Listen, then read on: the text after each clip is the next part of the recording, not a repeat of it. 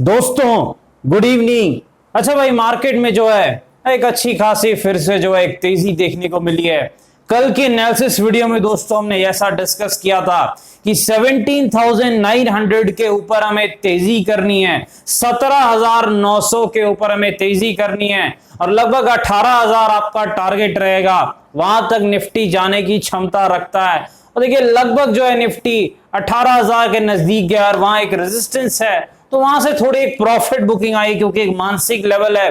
थोड़ा जो तेजी करने वाले हैं उनमें थोड़ा सा डर रहता है कि एक मानसिक लेवल है और एक जो है टेक्निकल भी एक रेजिस्टेंस है, ऑप्शन चेन डेटा के हिसाब से भी एक छोटा रेजिस्टेंस है। इस कारण से एक प्रॉफिट बुकिंग जरूर हुई है। लेकिन जो हमने तेजी का डिस्कस किया था भाई 17,900 के ऊपर, वो तो बिल्कुल हुआ भाई।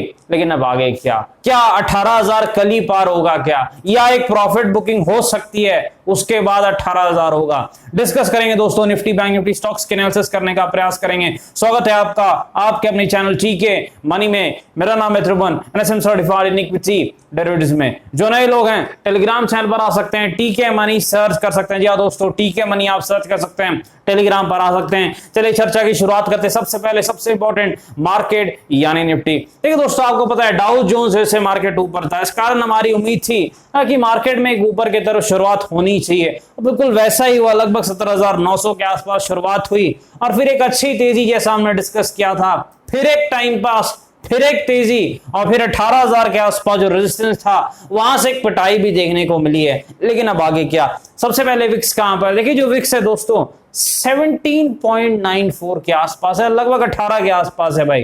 देखिए यहां पर आगे हमें क्या करना है, कैसे काम करना है, तेजी मंदी क्या कैसे करनी है।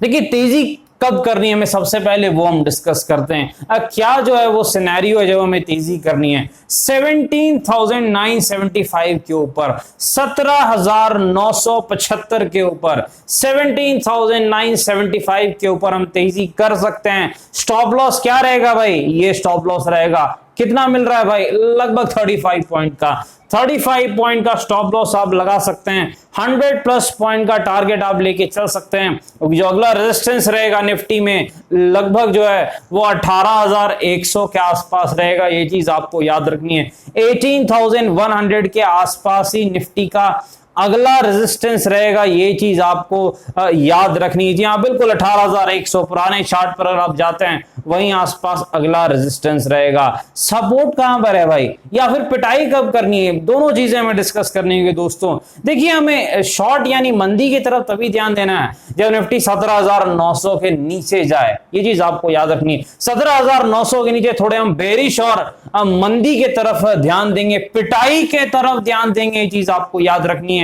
और जो सपोर्ट रहेगा निफ्टी का, पहला जो सपोर्ट रहेगा दोस्तों लगभग 17,800, 17,800 के आसपास रहेगा। ये चीज आपको याद रखनी है। डब्ल्यू और एम पैटर्न स्ट्रेटजी बिल्कुल फॉलो करनी है। डब्ल्यू में तेजी, एम में पिटाई, 30 पॉइंट का स्टॉप लॉस, 100 प्लस पॉइंट की कमाई। निफ्टी बैंक के पास चलते हैं भाई।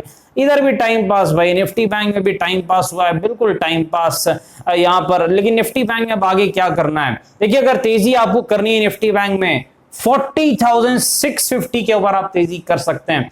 40,650 के ऊपर अगर बैंक निफ्टी जाता है आप तेजी कर सकते हैं। आपका टारगेट लगभग 41,000 एक मानसिक लेवल है, 41,000 के आसपास आपका टारगेट रह सकता है निफ्टी बैंक में। अब देखिए निफ्टी बैंक में जो है वो सपोर्ट कहां पर है भाई? देखिए जो सपोर्ट है निफ्टी बैंक का लगभग जो है 40,250 के आसपास है, 40,250 के आसपास निफ्टी बैंक का सपोर्ट है। ये चीज आपको याद रखनी है। यहां भी भाई निफ्टी बैंक में डब्ल्यू और एम पैटर्न स्ट्रेटजी आप फॉलो कर सकते हैं। स्टॉप लॉस बड़ा रहेगा, टारगेट भी बड़ा।